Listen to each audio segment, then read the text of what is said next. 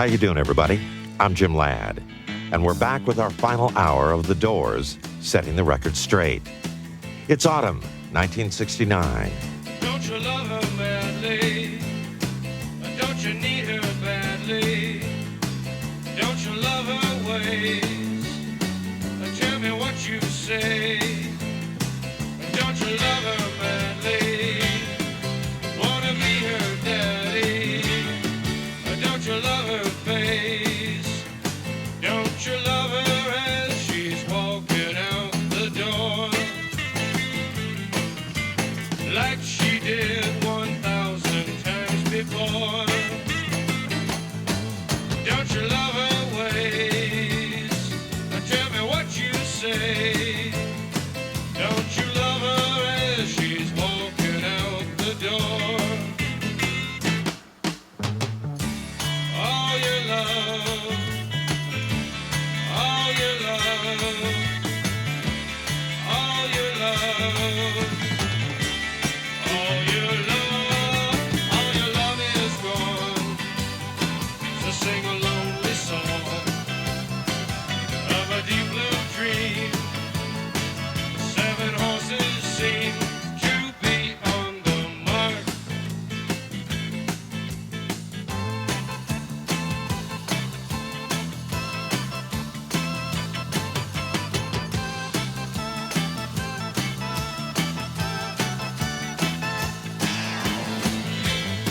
Yeah, don't you love her? Don't you love her as she's walking out the door? All your love, all your love, all your love. Yeah, all your love is gone. So sing a lonely song of a deep blue dream. 7 horses seem to be on the mark.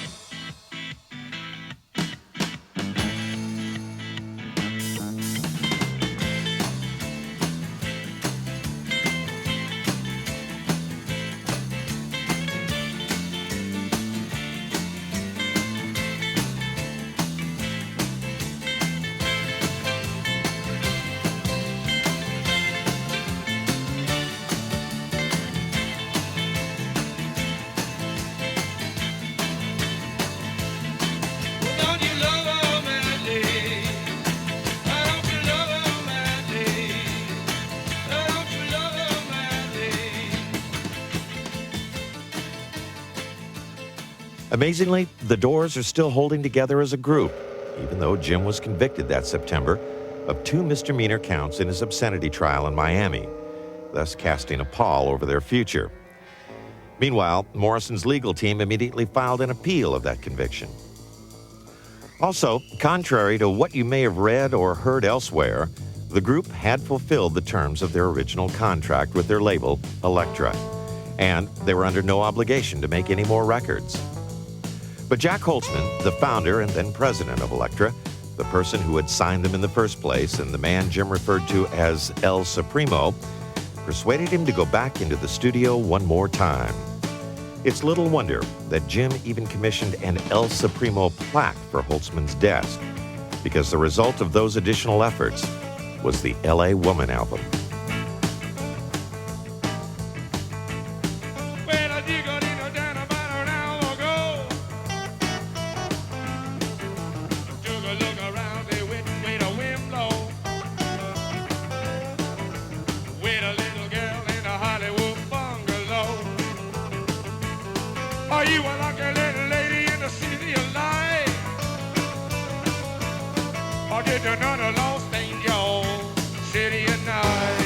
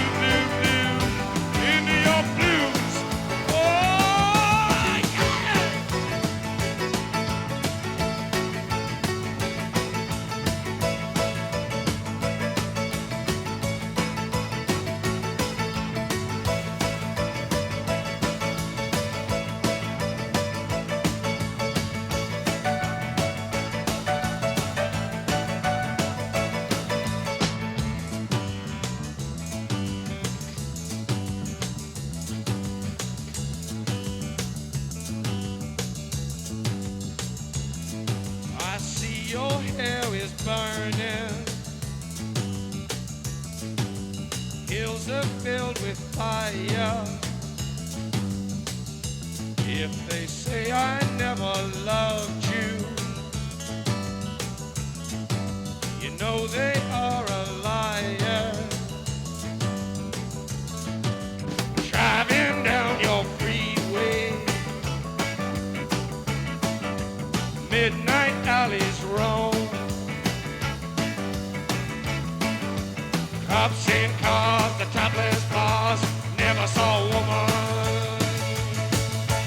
so alone, so alone, so alone, so alone.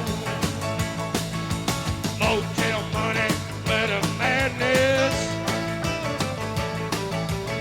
the chain of move from glad to sadness.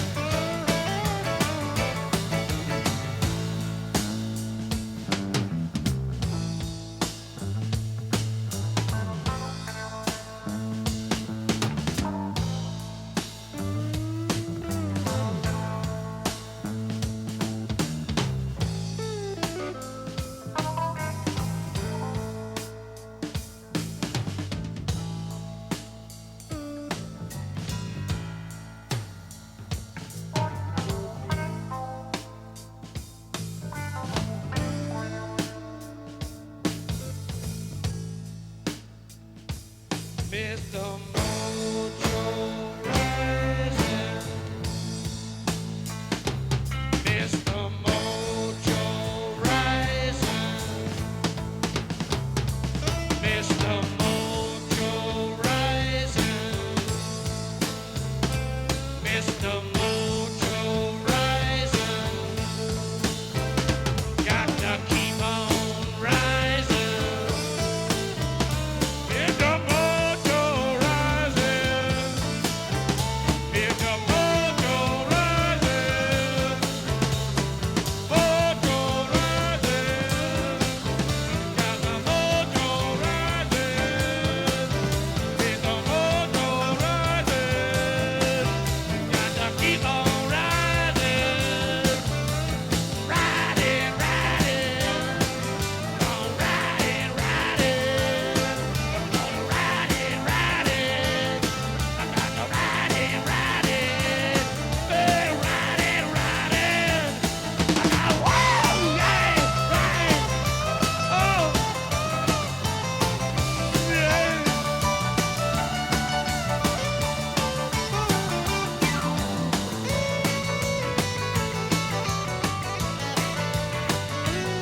Well, you got in down about an hour ago. Took a look around, they went where the wind blows. With a little girl in a Hollywood bungalow. Are you a lucky little lady in the city of light? Or just another long thing, yo? City of night, city of night, city of night. City at night! Wow! Oh!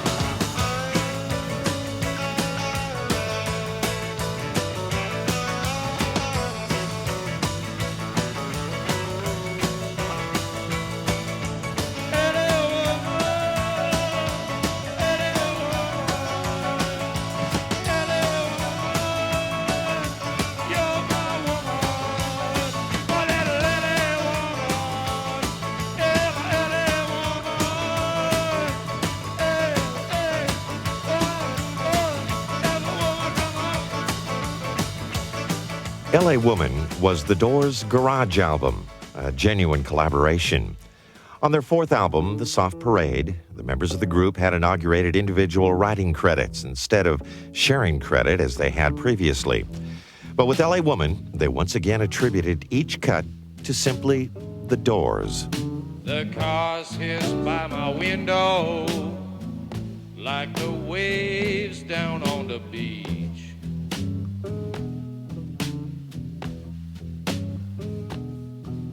The cars hiss by my window like the waves down on the beach.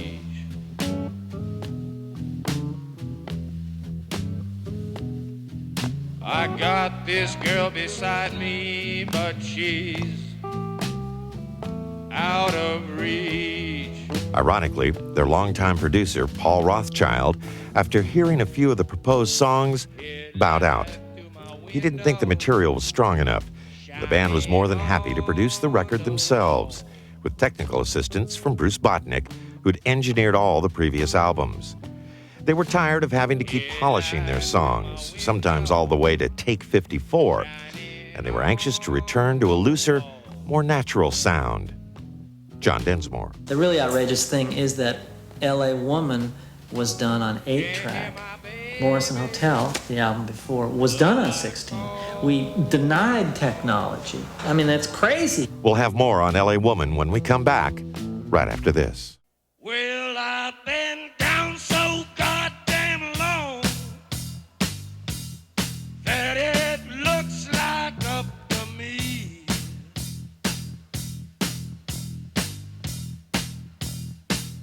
Well, I've been down so very damn long that it looks like up to me.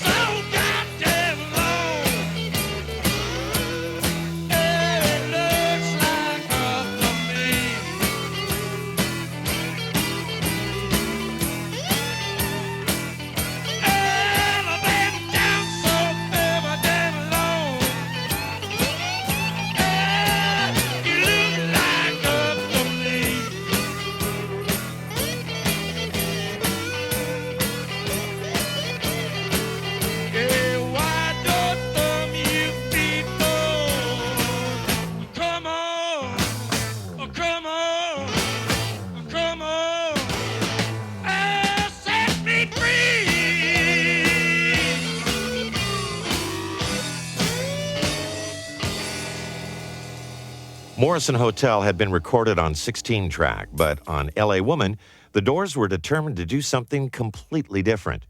Bruce Botnick suggested they go back to 8-track. John Densmore remarks. It was Bruce Botnick, the engineer, who suggested it. And I don't think he even knew how brilliant that was. They actually turned away from the cutting edge of technology for a more raw sound. And they set up a recording facility in their offices on La Cienega Boulevard in West Hollywood. Fortunately, those offices were directly across the street from Elektra's, so it was easy for the group to get whatever equipment they needed. Then, when it came time to record, they just moved some furniture aside and tacked some blankets on the wall to serve as baffling. In effect, L.A. Woman is almost a live album. Morrison commented. It went really quick, you know.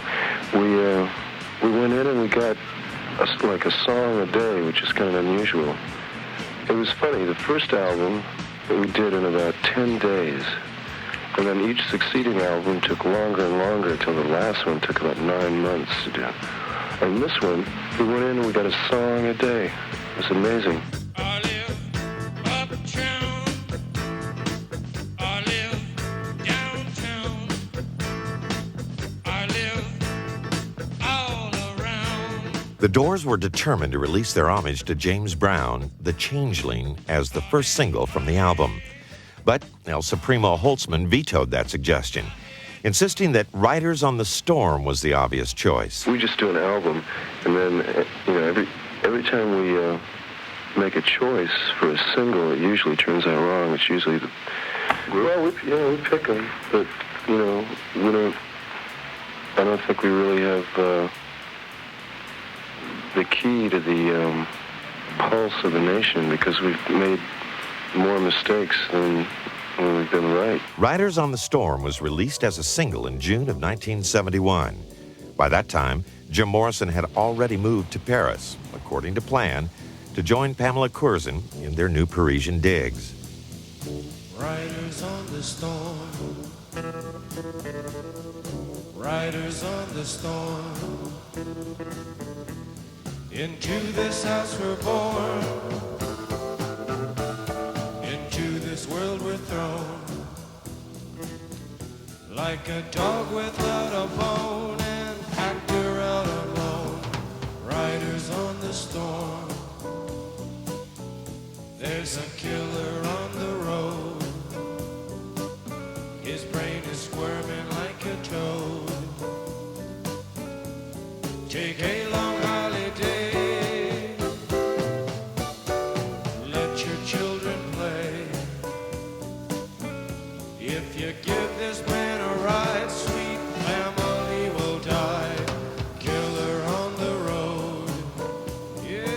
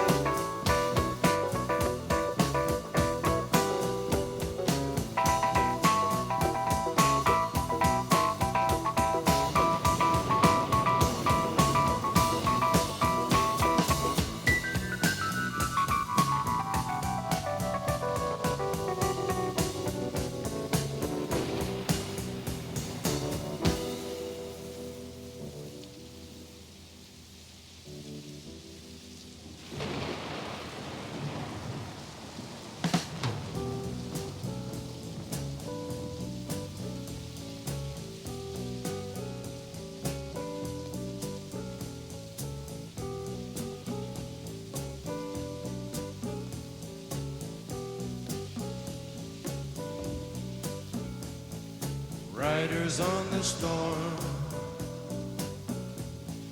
Riders on the storm. Into this house we're born.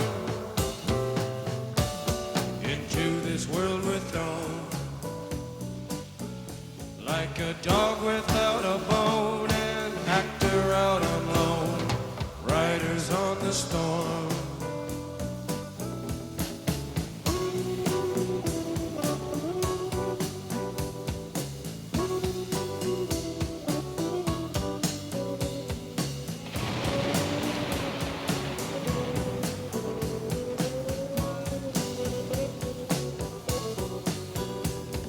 Riders on the storm. Riders on the storm. Riders on the storm. Riders on the storm.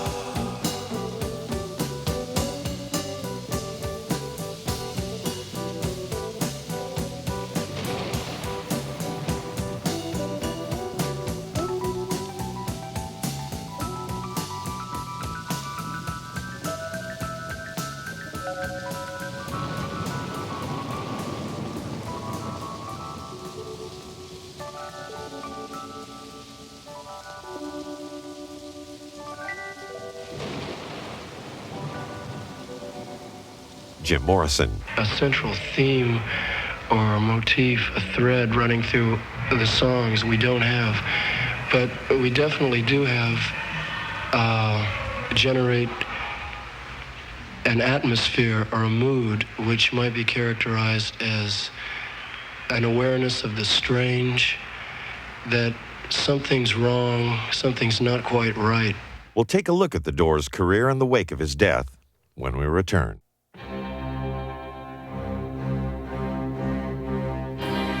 When the Doors first heard about Jim Morrison's death, they didn't believe it.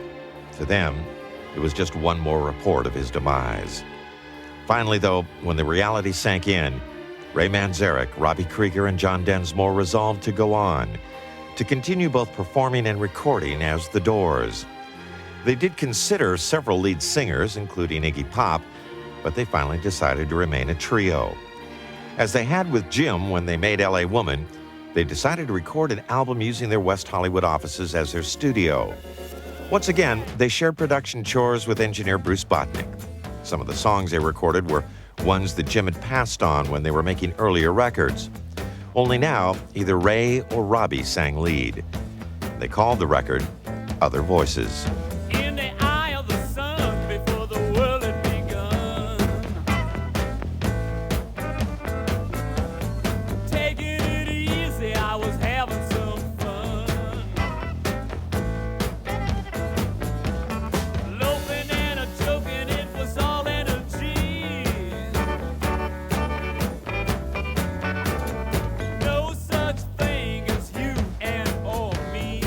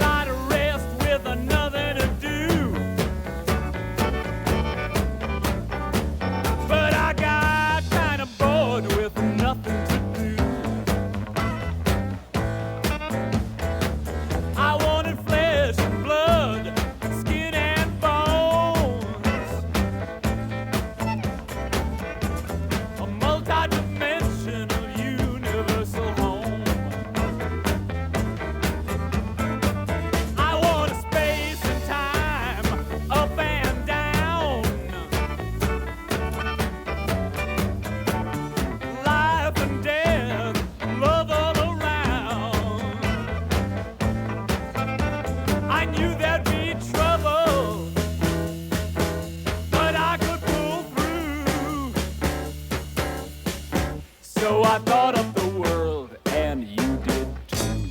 Other Voices, which came out in October of 1971, was far from a failure, but also far from a success. Just about a year later, in July 1972, the three surviving Doors released their second studio album, this one titled Full Circle. No me moleste mosquito, no me moleste mosquito, no me moleste mosquito, why don't you go home? No me moleste mosquito, let me eat my burrito. No me moleste mosquito, why don't you go home?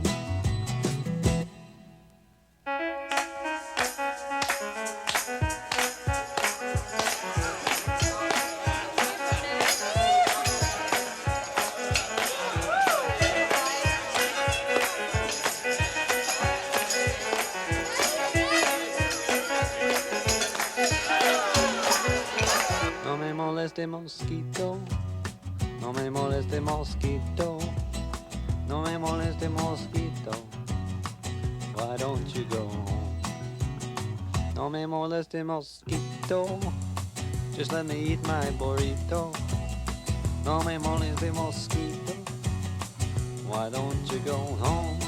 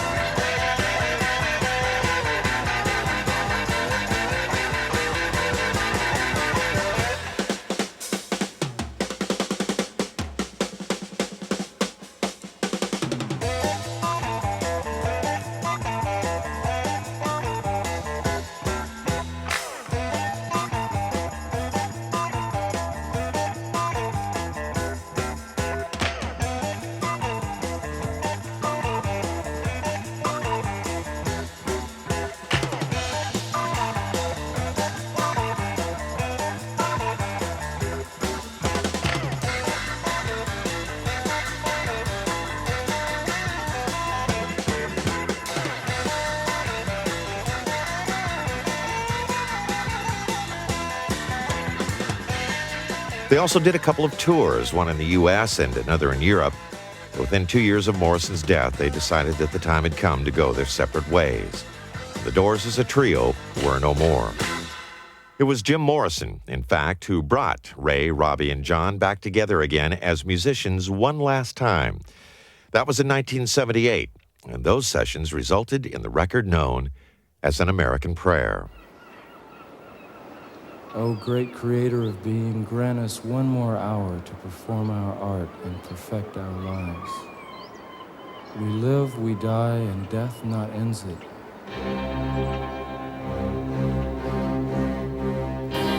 In 1970, when Morrison discussed recording an album of his poetry, Jack Holtzman deemed the project worthy and wanted to keep Jim in the Electra family.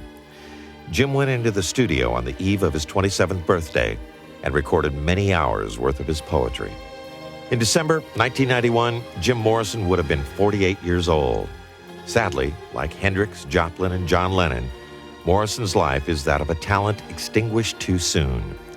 Our special will continue with some remembrances of Jim in just a moment.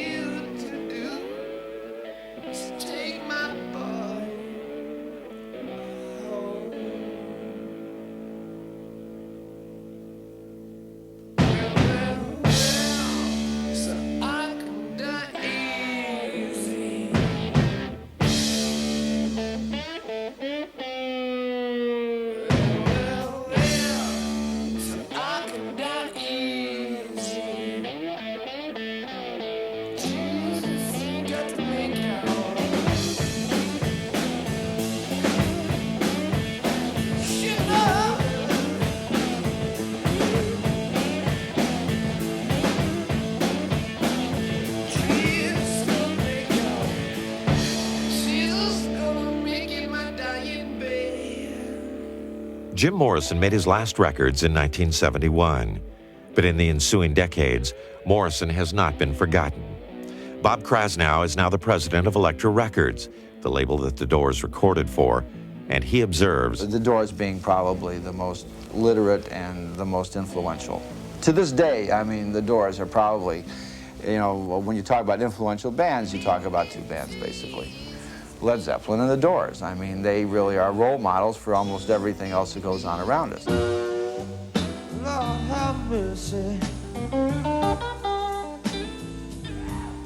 Lord have mercy on me.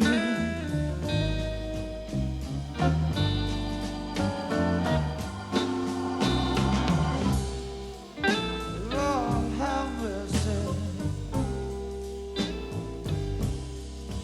Lord have mercy on me.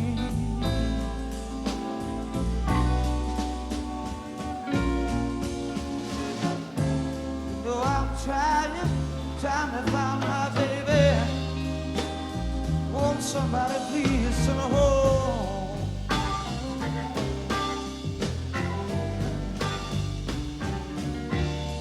Oh, the late Bill Graham was one of the Doors' earliest and staunchest supporters. It was Graham who was first willing to book the Doors again after the Miami bust, thus breaking the promoter's ban. The Doors is on that short list of names that relate to those groups that on a given night, I thought and others thought that's the best rock and roll band in the world, but there is no such thing as the best rock and roll band in the world. But for the songs, for the melody, for the lyrics, and for the presentation and how the presentation affected the audience, people remember the words years later. Jim Morrison's name and James Dean's name are always on every list, and the Doors are on that list. He gives us all his love. He gives us all his love. He's smiling down on us from up above, and he's giving us all his love. He knows how hard we're trying. He hears the babies cry. He sees the old folks die. He gives us all his love. Now if you need someone to talk to, you can always talk to him. And if you need someone to lean on, you can lean on him. He gives us all his love. He gives us all his love. He's smiling down on us from up above. He's giving us all his love. He's smiling down on us from up above. He's giving us all his love. Clearly, when Jim was alive, he himself did not know how long-lasting his fame would be. Jack Holtzman. I think he was surprised, in awe. He wanted to experiment with it like a cat with a ball of twine. I don't think he was ever comfortable with it. Also, much of what Jim Morrison said remains pertinent today.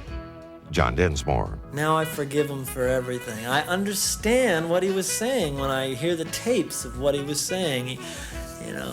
Yeah. Does the fact that Morrison died young have something to do with his continuing following? His sister Ann says, I think he would have been a remarkable older person. I think he would have grown wise. Although he was brilliant, I don't think he had achieved the wisdom you get as you age. Sadly, we certainly would have had more to remember Morrison by if events had turned out differently. Elmer Valentine is a co-owner of the Sunset Strip Club, the Whiskey A Go-Go, where the Doors rose to fame as the house band. Because I was very close to Morrison. I mean, real close. I almost got him in a movie with Steve McQueen. I got him to shave his beard, but he was just in the throes of alcoholism, and the producers wouldn't take a chance with it. Steve wanted him. Imagine if Jim had made a film with Steve McQueen, how many millions of copies it would have sold as a video. What a cult following it would have had. The question we might ask now is, who are those short-sighted producers?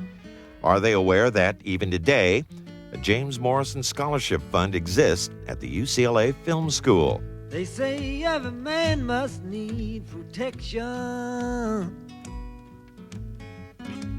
They say every man must fall. Yet I swear I see my reflection someplace so high above the wall. I see my light come shining from the west down to the east. Any day now, I shall be released.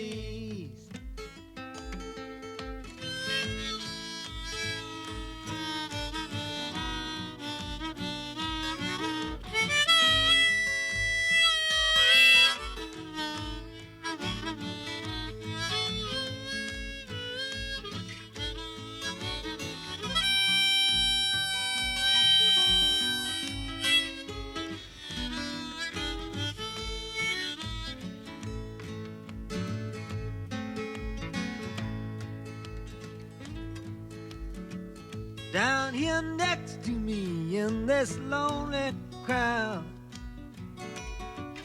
is a man who swears he's not to blame. All day long I hear him cry so loud, calling out that he's been framed. Yeah, I see my light come shining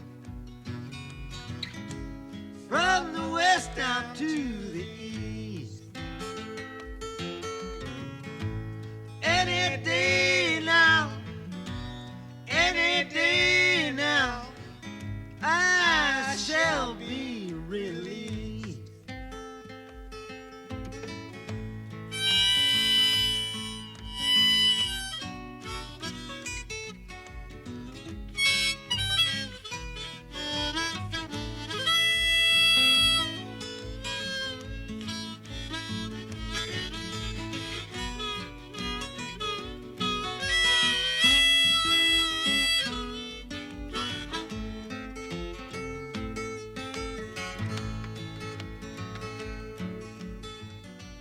We'll return with the conclusion of our special right after this. You're the devil in disguise. Oh, yes, you are. Devil in disguise. A few months ago, the news surfaced that writer Albert Goldman had received a six-figure advance to do a biography of Jim Morrison. And to many Doors fans, I got to tell you, that was enough to make their blood run cold. Goldman is the author of the controversial books about Elvis Presley and John Lennon. And one could assume that Morrison will get similar treatment. Yet Goldman himself says that his feelings about Jim are different from those that he came to have about Presley and Lennon. What's more, Goldman says, researching Jim's life has turned out to be no picnic. Jim Morrison didn't spend his life with the Doors. The Doors were nice boys. They were respectable. They were married or they had a girlfriend. They saw this as a career. Jim Morrison is a madman, right? He's in another world. So he would say, look, you go and live your life. I live my life, all right? Before you go on tonight, I'll be there. But you won't see me till then. Then he would disappear. So when you ask them, well, what was he doing? They don't know. Sometimes they'd be supposed to be out there a half hour ago, and he still hasn't showed up. He's not even in the theater yet, and they're going crazy. They're sweating blood. For the rest of us, though, there may be a lesson in this, and that's to consider everything we hear and read about Jim Morrison and the Doors in light of the source. Articles and books about the band keep coming out, but many of them are by people who not only didn't know the group, they don't know any of the intimates and personnel involved with the Doors. So unfortunately, they take to parroting misinformation they've gleaned elsewhere. In this series, we've endeavored to set the record straight by relying on testimony from the actual participants in the Doors story. And we've sought out actual court documents and government files. And we've concluded that, whatever the truth about certain parts of the Doors saga may be, the music and the moving images that the group created retain their power. Their intensity cannot be muted. Their fervor still excites us. Eric Burden was the lead singer of the 60s band The Animals. He was also one of Jim Morrison's friends. Romanticism, Oh, I'm going off to Paris to die. I'm going off to Paris to write poetry and die. And live in the minds of turbulent youth forever, which is what he wanted. He got what he wanted, I think. Let's let Jim have the final word. It's a question of longevity. It's like it's that old thing, like a first novel. They usually give the cat a break, and everybody kind of pats him on the back. And then the second one, they really chop him up. And then if he does a few more, and shows he has staying power, then, they say, well, welcome back to the fold. The human family embraces you. And I think it'd be the same way with us. We just have to hold out for a while, and everyone one day will realize, wow, they're just like old friends. They've been around for years now, and, they're part of our national psyche. I guess we'll just, accept them.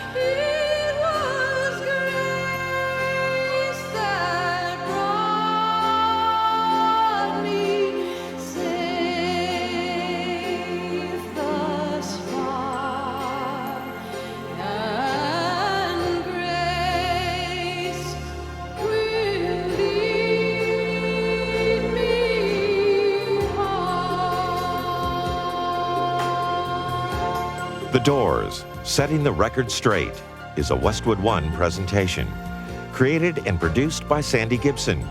Written by Sandy Gibson with John Flex Fleming and Craig Fisher. Engineering and production by Ron Harris. I'm Jim Ladd. Special thanks for access to the archives of Mr. and Mrs. Columbus Corzin, Gary Danielian, Jeff Gans, Jeannie Cromie, and Bob Curling. Production assistance provided by Melanie Minear, Catherine Farley, Doug Corbin, Mike Williams, and Eric Bowen.